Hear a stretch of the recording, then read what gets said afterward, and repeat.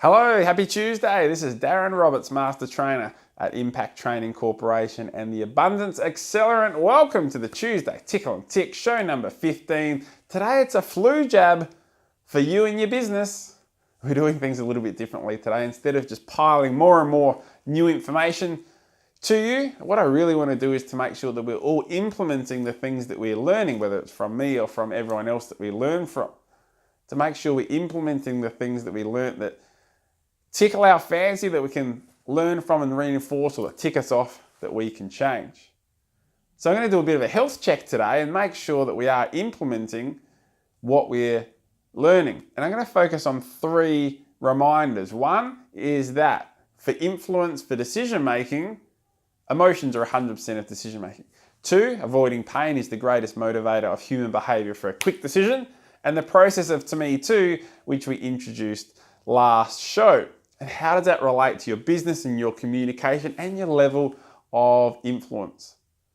Well, on Friday, I had a flu jab. I had the flu vaccine. Now, that's not unusual by itself, but it's unusual for me because I can never remember having a flu jab ever before. Maybe I did as a kid and I don't remember it, but let's say for the last 30 plus years, I haven't had a flu jab. And I've never had the flu. Sure, I've had colds, but I've never really been knocked out with the flu. So my logical thinking was, well, I don't get the flu. Why do I need a flu jab?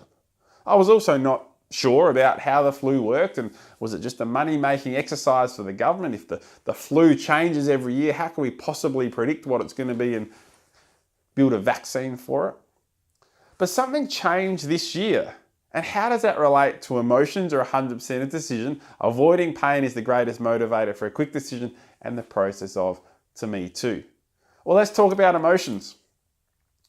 We know that all decision making is about a pain, about 2 pains, and which pain overrides the other. So we know that if the pain of change is higher than the pain of staying the same, there's not going to be any change.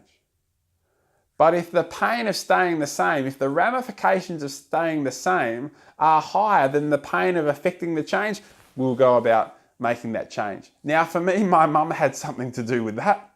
My mum got a bee in her bonnet this year that everyone has to have the flu vaccine. And she was on to me, face to face, on the phone, SMS, Darren, have you had the flu vaccine? You got to get it done. When are you booked in? So over a couple of weeks, this conversation kept place. So the pain of continuing that conversation with my mum was higher than the pain of going investigating and getting the flu jab. So emotions took over. But I actually rang the doctor and I said, Doctor, there's all this talk in the media about the flu and my mum. I've never had the flu. Do I really need it? And he gave me an explanation saying that even if you're fit and healthy, if you do get it, it really knocks you down. And I actually said to him that I've got some time off coming up and we've got some pretty cool things planned, and I'd hate to get the flu over that period of time and knock me out for the time that we're going to be experiencing some pretty cool things. And he actually told me a story of someone that he knew, one of his patients, didn't mention their name of course, that decided not to get it and actually went overseas on a holiday and got the flu and was knocked out and ruined their holiday. So then we think about avoiding pain. Well, the pain of me not having a good time with the experiences we're about to do on my leave was high enough to create a pain to go, well, let's just get it done. The doctor said, let me check on if we've got some available. He checked that. He said, yep, we can book you in straight away. Come up. I hadn't had the flu jab for over 30 years. And within minutes of talking to my doctor, I was ready to book in and had it done that day. It's also the process of to me too. Well, if it happened to someone else where they said no to the flu vaccine and then they got sick on their holidays and it ruined their holidays, oh my goodness, that could happen to me too. I better get the flu jab. So isn't that funny? All these things that we teach affect all of our decisions. Emotions, 100% of decision making. Avoiding pain is the greatest motivator for human behavior for a quick decision. And the process of to me too. Oh my goodness, if something negative happened to someone else, it may happen to me too. But most importantly, how do we put this into your business? Well, let's break these three down. Firstly, emotions are 100% of decision making. So the first thing we need to do in a communication sequence or in a sales best practice or to have influence is to understand what are the feelings of our customer or the person we're trying to have a positive influence over. What are the feelings they're moving towards or the feelings they're wanting to move away from? And we call this a process called the 4 W's and a H. And one of the questions in the H, the big how, creates a little bit of negative emotion because avoiding pain is the greatest motivator of human behavior for a quick decision. So it's a question like, hey, listen, what would happen if you got busy being busy, you didn't make a change, you continue to be in the same situation you are now, or maybe even worse, and you didn't use our product or service, where would that put you? And that creates a negative emotion and it helps them make a quick decision.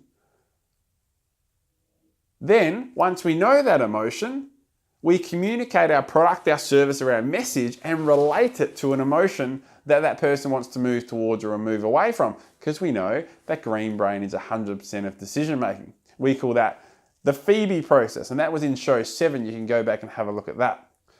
The third is the process of to me too. If it's happened to someone else, it may happen to me too. And that is using horror stories or ramifications. Now you've got to tell the truth, you can't make it up. And I'm assuming your products and services are ones that are honorably able to be promoted.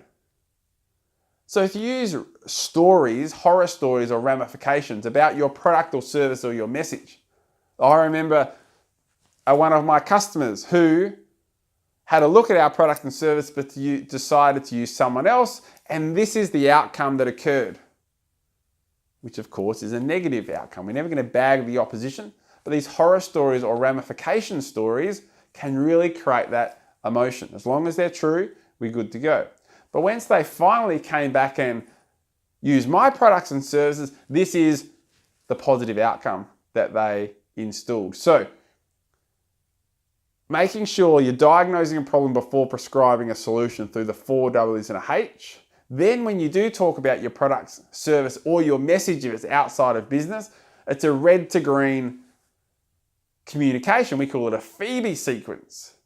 Making sure you're connecting your product, service, or your message to the emotion that the person receiving that information is wanting to move towards or move away from. That was in show 7. You can go back and check that out. And to remind yourself of the process of to me too, which is a great way in your communication to use horror stories or ramifications, go back to the last show on show number 14 to check that out. So today was all about you stopping, reflecting on some of the decision-making processes and making sure you put them into your business. So get out there, have some fun with it, use it for good, not evil, and we'll look forward to seeing you again next Tuesday for the Tuesday Tickle and Tick. Have a great night.